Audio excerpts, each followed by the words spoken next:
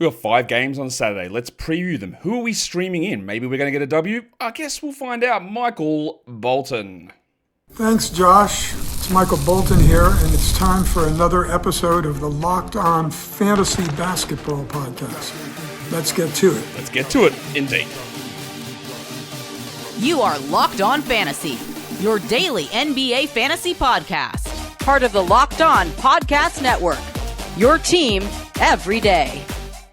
Hello and welcome to the Locked On Fantasy Basketball Podcast, brought to you by Basketball Monster. My name is Josh Lloyd and 6'7". I'm also the lead fantasy analyst at basketballmonster.com, and you can find me on Blue Sky, joshloyd.bsky.social, on Twitter at redrock_bball, on TikTok at redrock_bball, and on Instagram at Locked On Fantasy Basketball. Today's episode is brought to you by FanDuel. Right now, new FanDuel customers can get $150 in bonus bets if your first $5 bet wins. Also go to lockedondaily.com and sign up for the best NBA newsletters, your favorite team, 5 days a week. Info stuffed into your mailbox. Check it out over there.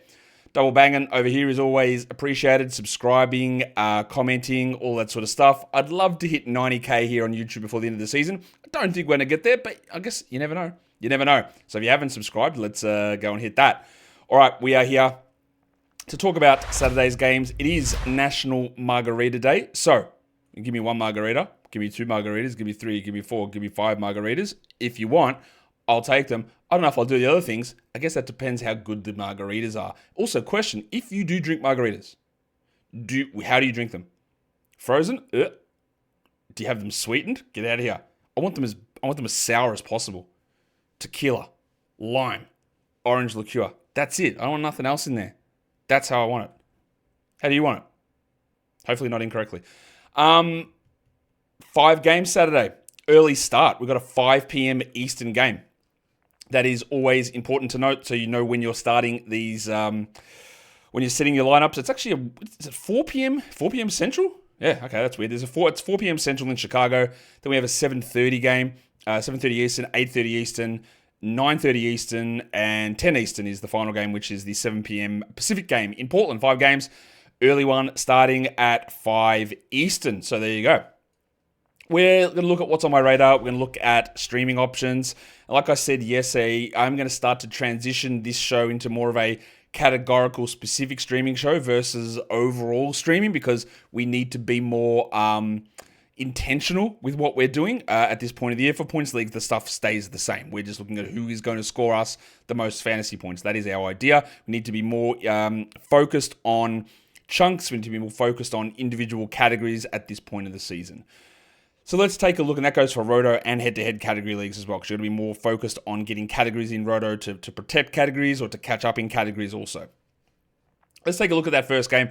It is that early game that I mentioned. It's in Chicago. It is the Phoenix Suns. They're taking on your Chicago Bulls. Schedule-wise, it is a Schedule Plus spot for Phoenix. We'll talk a little bit more about that later, but they're in a really strong spot, and they are the only team that plays Saturday, Sunday back-to-back. Now, Sunday is a slightly busier day. I think it's 10 games on Sunday. I'm going to double-check that. Pretty sure it's 10. So it's maybe a streaming day. It could be for some of you. For some of you, it won't be. But the Suns are the only team playing Saturday, Sunday. There's only one team not playing Saturday, Sunday, like at all, and that's the Kings. So everyone else plays either Saturday or Sunday. Phoenix plays both. Sacramento plays neither. And then we've got next week's schedules there up on the screen as well for these teams. Cody Martin's going to be out for Phoenix. Patrick Williams is going to be out for Chicago. Jalen Smith got whacked in the face last game. He's in the concussion protocol. I don't think he's going to play in this one. It'd be pretty unlikely to come out of the concussion protocol that early. And then in the end of the last game, Ayo Dosunmu seemed to hurt his wrist. He was sitting on the bench holding it. He never returned back to the game. So I don't think there's anything specific or anything nefarious necessarily going on there. But I'll just alert you to that fact that Dosunmu did have a wrist problem. I'll say it's probable. On the Suns side, what are we watching? Well, it has to be Bol, honestly, because we played 10 minutes. Yeah, he started the second half, and yet that was a game where it was weird and the Spurs didn't really use a center. But I don't believe that Bol is a center. I know he started at center in the second half. To me, he is a power forward. If he's even that, he might even be a 3. He's not really a center at all.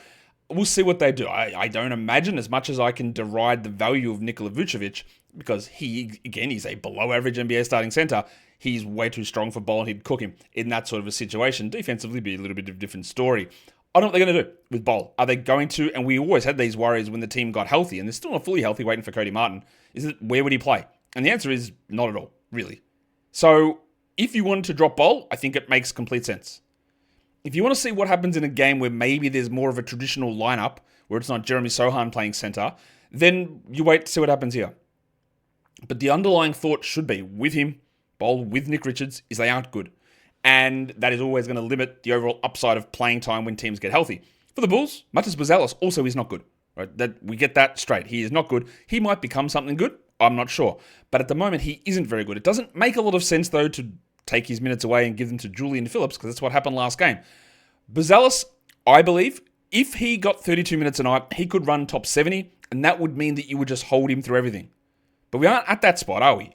And I think we've got probably a few more days here to sort of wait and see if he can move into that away out of the TMC. And people got really angry that I didn't say run TMC was the TMC reference that I was talking about when I said about the Matherin Collective, about these groups of guys that could be streaming. And that is my bad, because for some reason the TMC was in my head and I just couldn't think run TMC. I don't know why I couldn't think of that. But irrespective, we're still doing the Matherin Collective. It's okay. So Buzelis needs to be able to push out of that, play 31, 32 a night. But he hasn't. So I've got a couple more games in me just to see where it goes. But if you wanted to move on, totally good. Who are the stream guys? It probably is Royce O'Neal. Don't expect what Royce did last game to be real.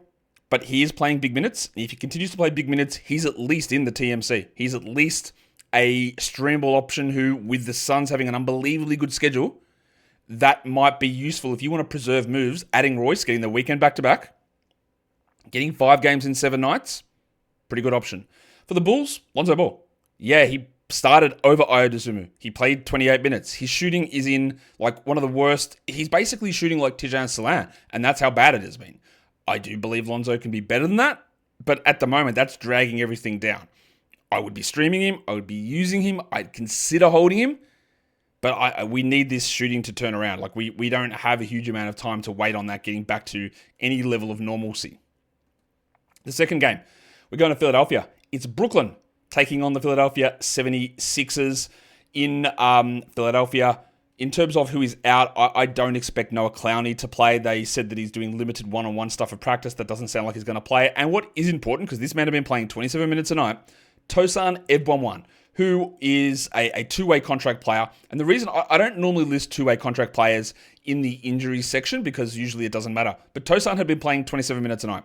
Last game, Tosan was a DMP CD because he has got 9 games left on his two-way contract. So obviously there are more than 9 games left for the season. So at the moment, they have said that he is down in the G League and he probably won't play at least the next 2 games, and then they've got to make adjustments, whether they cut somebody or they ration out his games rest of season. So if you did have Tosan, you're waiting for a silly season bump. At the moment, he can play 9 more games, and he's not going to play here. I don't think that D'Angelo Russell's going to play. He sprained his ankle after about, I think it was 15 minutes in the last game, 18 minutes, and didn't return. I think they're going to be pretty keen on losing some games down the stretch here. And Russell has already been limited in minutes all the way through, so I don't think that he's going to be out there. And I don't know about Cam Thomas. He's doing some practice work. I'll say that he's questionable, but I think it's probably more on the doubtful side of questionable. I also don't think you're going to get 34 minutes of Cam Thomas at any point this season. I'd be very surprised if that happened, but given he's missed so much time, maybe they do run him for that period. I just, given the 2 hamstring injuries already, I'm not sure they do that. For the Sixers, Eric Gordon is out. I think that he might be done for the year, honestly. Justin Edwards is out. This will be the second of those 2 games he said that he's going to miss. We'll see what that means now moving forward. And then Kyle Lowry is still dealing with his hip problem. I'll say that he's doubtful. If you're going to miss games before the break and then come back and still miss games after the break, then I'm going to suggest it's a little bit more serious. And Lonnie Walker is likely to make his debut. For the Sixers, that's likely again because of the Eric Gordon situation. So Walker probably plays. So what are we watching for? Cam Johnson, honestly, what sort of a player is he? He's been great, but coming back from the injuries, the minutes are just being pushed back a little bit. The usage is pushed back. I don't think that he is a drop, but I think he will be. So I just want to see how they're utilizing Cam Johnson here. And then for the Sixers, well, I think my opinion on Gershon Yabusele is pretty clear, but I'm always going to be open to hearing new things. And this is a game that Embiid and George are going to play. So does Yabusele do anything? Because last game they even went to Andre Drummond. They ran 3 centers. So how is he fitting into all of this? In terms of streams, it's Dayron Sharp. I really like adding Dayron Sharp at the moment. If at any point we get him to 24 minutes, he will be a top 70 guy. And the other one on the Sixers is going to be Quentin Grimes, who's got big minutes coming. I don't think that Lonnie Walker cuts into him significantly in terms of playing time, but Grimes is going to be one of those guys who can sort of sit with baseline numbers, and then if somebody goes out, he can scale that up, which is always a good quality to have. Today's episode is brought to you by DoorDash.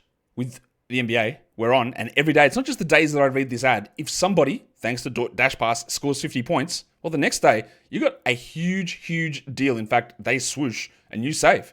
When any player scores 50 or more in a game during the 24-25 NBA regular season, Dash Pass members get 50% off an order, up to $10 off, the next day from noon to midnight. Maybe you want to smash down a couple of pizzas.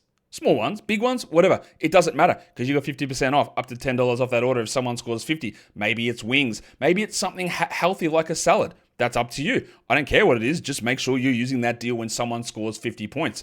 So sign up for Dash Pass and be ready to save. When any player scores 50 or more in a game, Dash Pass members get 50% off an order the next day, up to $10 off. Just use the promo code NBA50, NBA50. From noon to midnight after a 50-point game on eligible orders of participating merchants. By the way, if you are listening to this and you are watching this on YouTube and you want to drop a comment, who do you think the next player is to score 50? And then maybe we can get that code cracking. You must have an active Dash Pass account. Terms apply. Visit DoorDash to learn more. Yeah, learn that more. That's not a real word, is it? Not a phrase? Anyway, DoorDash, learn that more. Pretty sure they won't take that up in their marketing campaigns. Next game. It is the Lakers. It is the Denver Nuggets.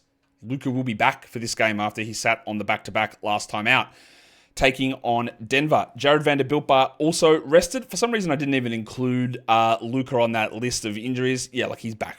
Okay, he's going to play. Peyton Watson and Vlatko Cancar, I believe, are going to be out for Denver. So what are we watching for? What are we watching for is Luka Doncic, because his games so far in LA have not been good. And that's okay. There are numerous reasons for this, I think. I don't want to speculate a huge amount, but I will a little bit. He's coming back from a long-term injury, a 2-month absence from a torn calf suffered on Christmas Day. Right, that's going to cause you to be rusty. Not to mention the complete upheaval of being like the equivalent of a rug pull of him being traded to LA. Like that messes with your mind. I don't care who you are. It doesn't matter who you are. When you are Luka and you are this level of player and this level of guy and this considered to be this player and this part of the franchise, and then you just get a text from Jason Kidd saying, so long, farewell, Avita saying good night, not even a phone call. I don't recall saying good luck. I bet you know the scene I'm talking about. Kirk Van Houten, Cracker Factory. So that's it. 20 years. All I get is a good luck. You don't recall saying good luck. That's a paraphrase. I don't think that's correct, but that's sort of what it was. That messes with you. We'll see how it goes. We'll see if he bounces back. I want him to, but we need to find out how long this is going to take. And then the next thing is Russell Westbrook, who was told by Dr. Michael Malone, you are coming off the bench now for Christian Brown, which it's got to be frustrating for Westbrook. I get this because they moved him into the starting lineup. They benched Christian Brown. He did actually, and as much as I've criticized Westbrook, it's not for any sort of, I don't like him as a player or I think he's been bad in the past. It's, hey, bro, the decisions you're making on the court are horrific. Right? These are terrible decisions, and you should either change your game or not play. That has always been my criticism of what Westbrook did. And you know what he did? He finally changed everything that he was doing. And it worked incredibly well. And he did all those things. And he made those changes. And he made those sacrifices. And he worked into that lineup. And then he gets injured. And Michael Malone's like, yeah, sorry, bro, you're coming off the bench now. So after the game, Malone said, no, Westbrook, great teammate. He was fantastic about it. You know what Russ did? Left before he got a chance to speak to the media. I don't know if that's correlated with him being annoyed, but I totally understand that he would be annoyed with that situation. So what happens now? Was it him playing 27 minutes because it was first game back from a hamstring? Was he coming off the bench because it was a hamstring? It doesn't appear like that. That's not what Malone said. And if Westbrook's a 25 to 27 minute a night bench player, he won't be a 12-10 league guy. But we want to watch and I want to see what developments occur here. For the Lakers, Jackson Hayes is going to be your stream option. Last game, noted signing Alex Len played 0 minutes. Trey Jemison was the guy they went to. And Hayes played 27. Now, the game before Hayes played 20, I think he's still streamable, but he's very much a TMC sort of a player, a guy that's on the fringes that you can use and you don't have to hold on to. And then for the Nuggets, it is probably Julian Strawther. Remember, I've lowered my cutoff for this to 30% rostered on Yahoo for this stretch run, and Strawther's in there, and he's playing pretty well at the moment. He's really just a points and threes guy, and that's useful for Yahoo and ESPN points leagues too. But for category leagues, he's very limited in the stuff that he can actually provide, old mate Strouth.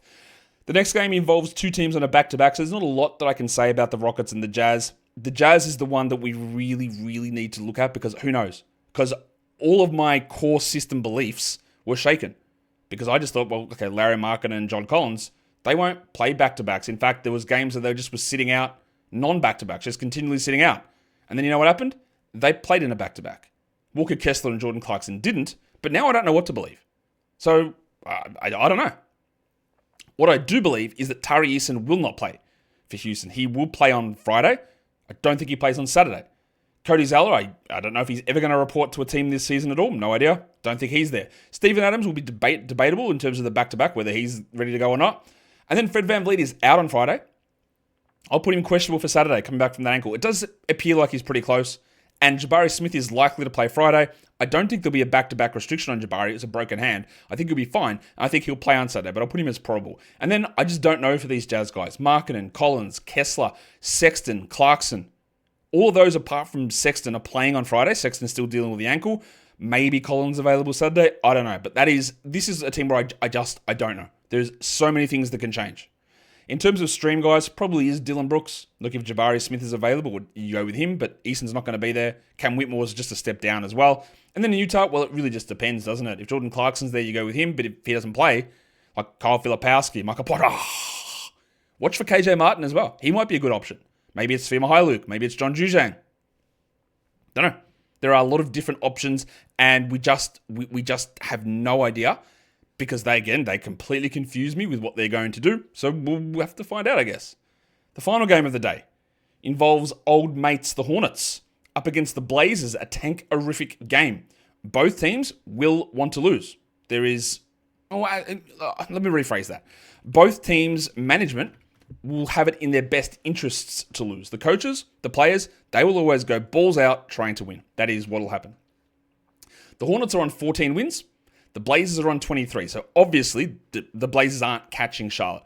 But Charlotte is just one game behind Utah in the tank standings, and they are 2.5 ahead of Toronto. So they're relatively safe in that top four, but the more you win and the more everyone else loses, well, it gets a little bit iffy. And then Portland sits one game behind Chicago, so they won one more game than the Bulls, and 2.5 more than Brooklyn. Where they could, and Philadelphia. So theoretically, if they lost, they could push to 6, but it seems unlikely. It'd be very interesting to see the way that these teams approach this. It is a Schedule Plus spot for the Hornets here, so just be aware of that if you're streaming those guys in, but it does mean that they're going to have some situations, Monday, Tuesday, where they've got a back-to-back, where LaMelo Ball and Mark Williams probably don't play. Josh Okogie, I don't think is going to be available. Daquan Jeffries in the last game sat out. Not that it really matters with him, but I'll put him questionable. And then LaMelo Ball and Mark Williams, neither of those guys played on the back-to-back. I fully expect that they're ready to go. No problems there whatsoever. For the Blazers, DeAndre Ayton will be out, and I'm expecting Matisse Thybulle will be out. Will we ever get a Matisse Thybulle game? It's going to be the big question. For the Hornets, I want to see... I put Yusuf Nurkic's name in there, but does Nurkic just get those 18 backup minutes again? Does Moussa Diabate come back in and be the backup? Because we saw Charles Lee say, no, it's Nurkic. So Nurkic had, 0, 8, and 7 the last time he was a backup? Which is pretty useful. He's at least in that streaming discussion. And then for the Blazers, I want to watch Shaedon Sharpe. Why? Because he's bad. And I want to see if he can be better. And he has been not remotely close to being a consistent 12-10 league guy. And he is rostered in like 100% of leagues. Basically, they're active. Everyone's got him. And the reason they have him is... I don't know, fill in the gap. Because it's not that he's good. It's not that he's producing fantasy numbers. None of that is true. I think he is very much like Benedict Mathurin with better PR at this point. Like, what's he doing that's good? The answer is nothing. He probably needs 2 guys to be injured to get some numbers up. And at the moment, we are just not interested in him for category leagues or points leagues. In terms of stream guys, it remains Nick Smith, although with LaMelo there, it gets a little bit iffier for him. I would also be watching the status of guys like KJ Simpson, who I don't think will play, Wendell Moore Jr., who I don't think will play, but more importantly, Damian Barr, who played like 27 minutes, DMP, 31 minutes. And the DMP was the game LaMelo played. So Barr was good at getting assists and got good steals, but he's got very limited games that he can play thanks to the two-way contract stuff. Same with Moore, same with Simpson. And I just feel with all those guys, they're going to sort of cycle all of them through because they can't convert them all. They don't have enough roster spots. So we need to watch how that plays out. And then for the Blazers, Rob Williams is a very good stream option. He played more minutes than Donovan Klingon last game. Don't think that's going to be an every night consideration, but always when you see that happen, that just always introduces upside value for Williams and downside concern for Klingon. And I think that's where we're at with that. So you don't think that Klingon's playing 17 minutes a night, but the fact now enters your head, we go, so he doesn't have a 25-minute floor. That's good to know because it can just fall out completely. And that reduces your overall production or projection for what Klingon provides, and it boosts Rob up to at least be in this streaming discussion right now, which I think is where we're at with it. We're going to come back and talk schedules. We're going to come back and talk streams of the day as well. Today's episode, though, is brought to you by FanDuel Sportsbook, and you know that when the game tips off, whatever time that may be, the NBA action doesn't stop because you can do live in-game betting. And you can get all those live bets in, whether it is just looking at, hey, that's an interesting thing. Why did that favorite fall behind so much? Oh, their odds have really looked interesting. I think they mount a comeback. Or maybe you like an underdog to cover it with a backdoor cover. Maybe you like any of that stuff. I don't know. Whatever it is that you want to do, you can get all those individual live bets on the NBA games with FanDuel, combine them into a same game parlay as well. And if you are a new customer over on FanDuel, FanDuel. If you are a new customer, you can get $150 in bonus bets if your first $5 bet wins. Go to FanDuel.com to join today. That is FanDuel.com for your shot at $150 in bonus bets. Make every moment more with FanDuel, an official sports betting partner of the NBA, and don't forget to gamble responsibly.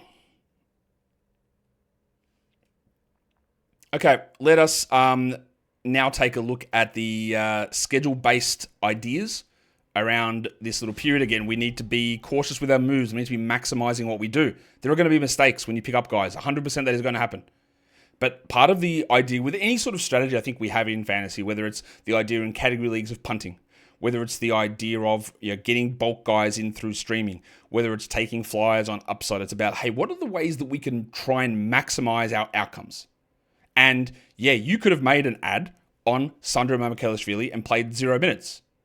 If you think that that cost you your season, well, so sorry. But it didn't, but you might have that thought. But the idea is that everything that we do provides us bulk insulation. Punting a category provides you insulation. Streaming and maximizing games played provides you insulation. Because yeah, that one didn't work, but we've got an ability to just maximize everything out, putting us in a spot that the next one might hit. Or the fact that we might end up with 3 or 4 more extra games than our opponent helps us insulate against those bad games. Whereas if you look at and you go, well, I'm just going to do random 1-game streams and it doesn't hit, well, you're cooked. You've got to provide a baseline ability to give you insulation. So the schedule stuff becomes important, which is what we're doing now. There's only one team that plays the back-to-back. Check your Sunday schedule. Check your roster. Do you have an open spot? If you do, then Phoenix players to stream in for Saturday, Sunday become important. Royce O'Neal, Grayson Allen, keeping Bol, keeping Nick Richards, keeping Tyus Jones. The Suns have an unbelievably good schedule coming up. Have a look how much it makes sense to use it, but they've got this advantage over every other team. And while the individual per game numbers might not be as good, we detailed this. Go back and check it if you haven't seen it. The schedule show, the streaming show that I did in the All-Star break, just shows it. You can have players who are so much worse, but if they play 2-3 extra games, it doesn't matter.